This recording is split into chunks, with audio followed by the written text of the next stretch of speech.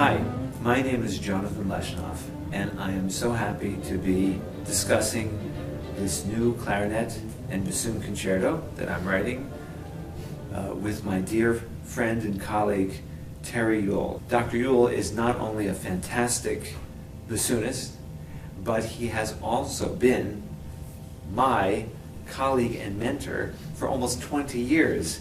In fact, in 2001, he was the chair of the music department here at Towson University when I was hired.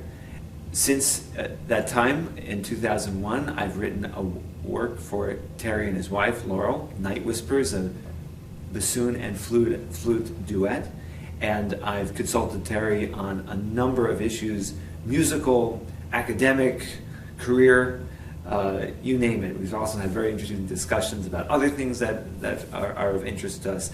So it's really a pleasure to know Terry in person, because I know out there he has so many fans following the digital bassoon professor, but I'm very fortunate to know him in the living flesh. So, as Terry has mentioned, this secluded classroom becomes my hangout place and my creative space whenever I get a moment to be in here, particularly in the summer where I hibernate here. And as I pace around and think and tinker out on the piano, I also make good use of this whiteboard and I scribble things out. And so Terry asked me if I'd just give a little overview as to what this is. And in truth, I really don't know what it is, because they're kind of like half or quarter or eighth worked out ideas which are kind of coming, and they're good enough to put down somewhere but not firm enough that I could say anything about them. They consist of like squiggles and shapes, rhythms without exact pitches, kind of telling me how to work with things and textures. Here, I'll do this because Terry has me.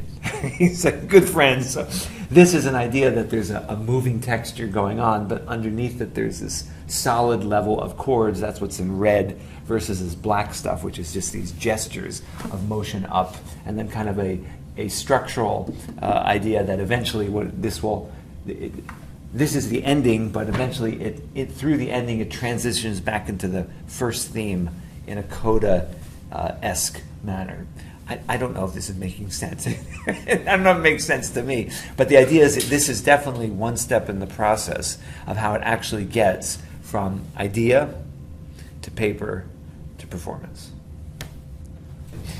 So I'm so happy that Terry Yule has asked me to really go in detail about my creative process, and particularly this secluded room that I'm in, where I really flesh out ideas in a very beginning state.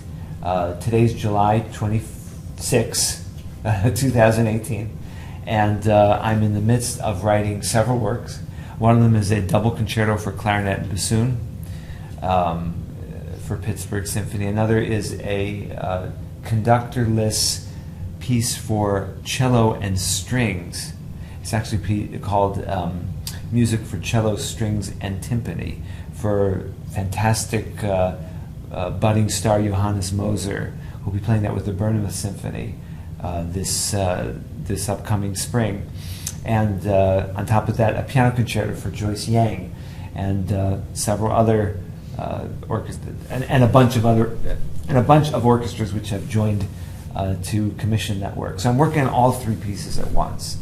And on the previous boards, I showed my work for the double concerto for clarinet and bassoon, and some things for the piano concerto. This board right here is quite interesting, because this board is not a gestural board. Okay, a gesture is like a sweeping musical idea, like that's a sweeping gesture. Something which is very still and silent is like a static gesture. This is actually a very technical board. I'm actually working out some harmonic problems or ideas that I've had. So this is kind of like calculations, actually. It'd be too complicated to say exactly what the problem and the solution is here, but I've obviously found something here which solves a problem of sorts. I'll be honest with you, that I am still a little bit stuck in figuring out this harmonic problem that I have in my head. So I'm kind of trying a few different things, and that's what all of this is, working out harmonically. However, this over here on this side is actually a structural diagram. I've wound up not using this, actually. This is for the Johannes Moser piece. I've actually wound up not using it, but it's still on the board, and since Terry asked me, and no one else has, and so I have this rising figure, and this rising figure goes up to a note, holds, and then comes down. And you see that pattern happens twice. But what I've discovered is that this descending pattern could actually be not only given to another instrument group, but it can actually be a counter theme in of itself. So this is the process of kind of discovering that there could be a potential of a second theme within the first theme. I was studying something that I had done in my Fourth Symphony. And here it is, nice and finished.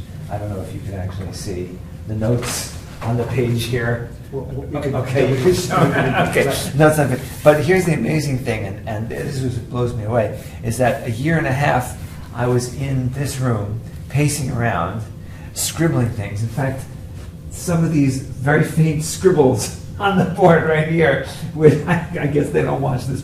The room is oriented this way. I'm actually, the chairs don't face this way, so it's kind of like a throwaway board. You know, rarely would I instruct to use it. But some of these faint scribbles here were exactly the ideas that I was working out here in the Fourth Symphony. So here's the finished product, which is printed and performed and recorded and this and that. But you know, you could see its beginnings. It's almost like an embryo, you know, as compared to a 40-year-old man, right? So here you have someone in their middle age, but you know, they started out as a little beam, a little cell, and that's the idea, going from potential into actualization.